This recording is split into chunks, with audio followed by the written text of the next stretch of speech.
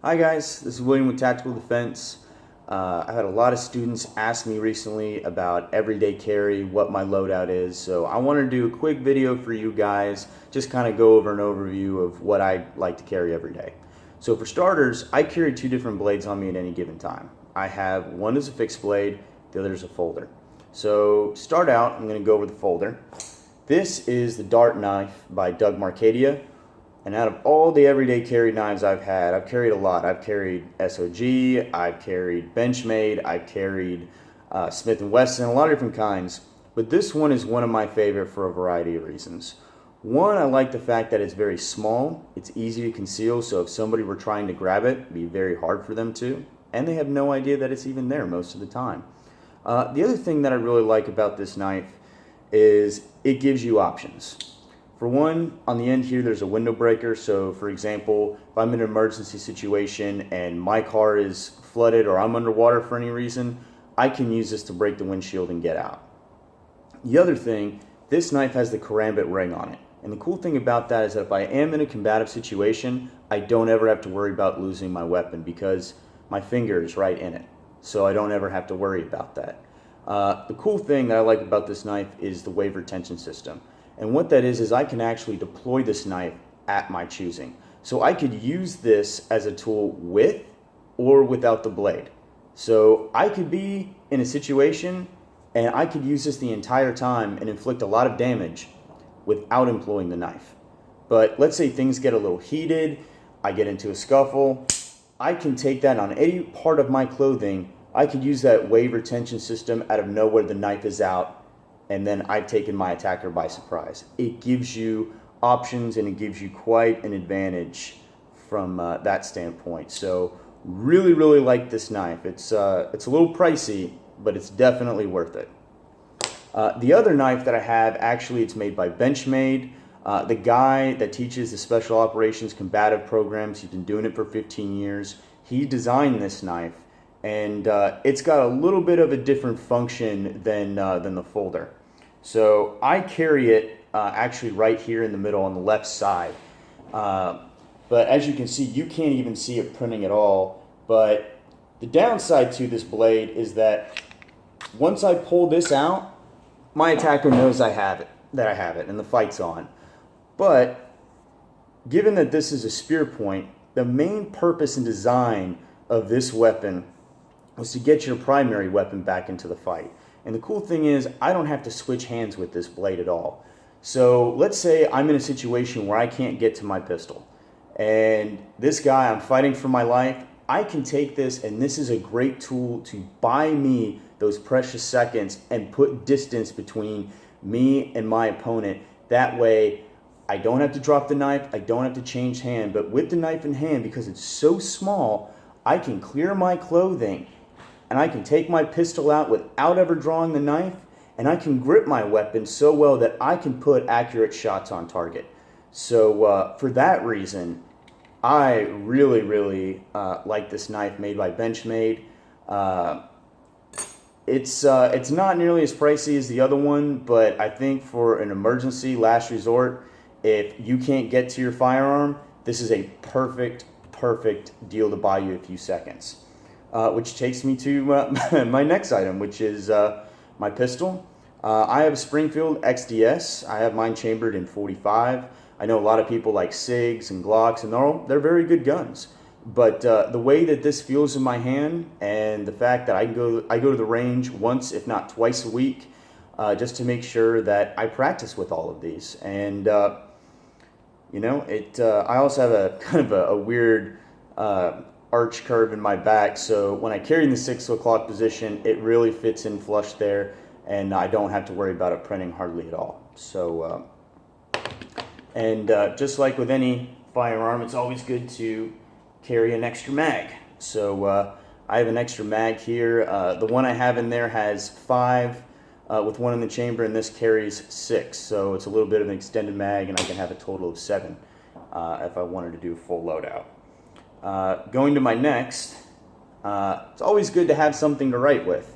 So this is a tactical pen that the guys over at Crate Club sent me. They're a company that has special operators go and pick out gear that they use in the field, and depending on what kind of package you want to get, they'll send you something every month. And I actually really like a lot of what they send.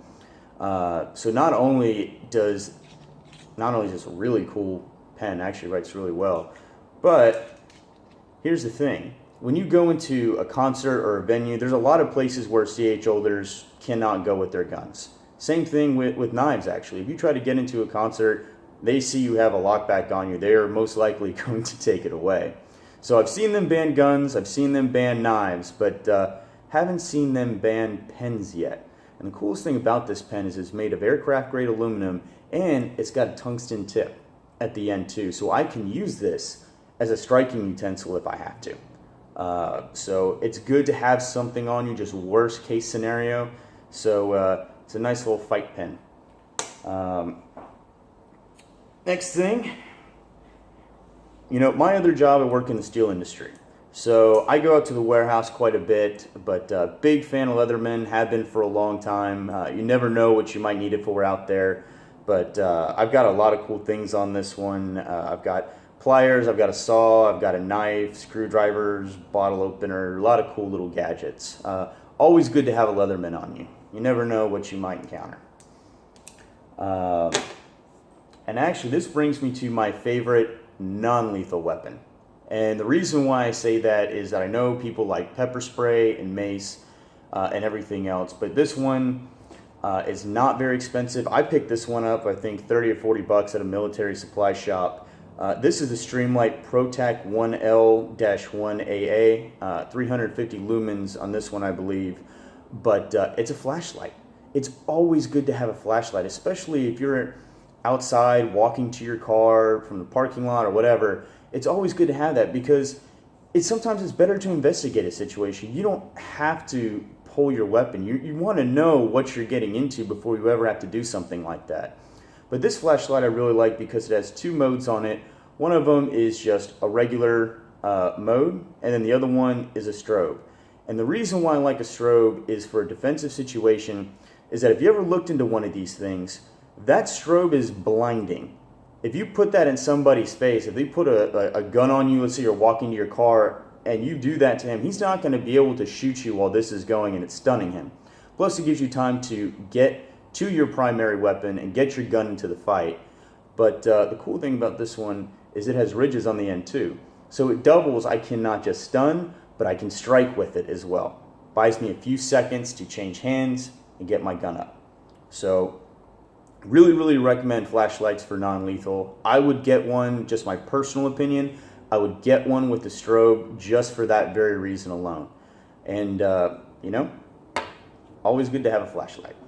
The last piece that I recommend, and I know it's kind of hard to carry on your everyday person sometimes, but have some kind of piece of medical gear. I recommend tourniquets big time. At the very least, have some kind of tourniquet on you because if you get shot, you're going to have to apply it, or if somebody else gets shot, it's good that you can apply first aid right then, right there on the spot. And I recommend having a medical kit in your car, in your house. Have multiple if you want, but it's always good to have medical on you just in case something happens. But your most valuable tool outside of all these guns and knives, and that's really good for an immediate threat. But at the same time, let's say you see something happen to somebody else, use your phone. I can't show you my phone because I'm using it to record right now, but your phone is such a vital piece of your everyday. I know people have it on their everyday, but people are usually distracted by it.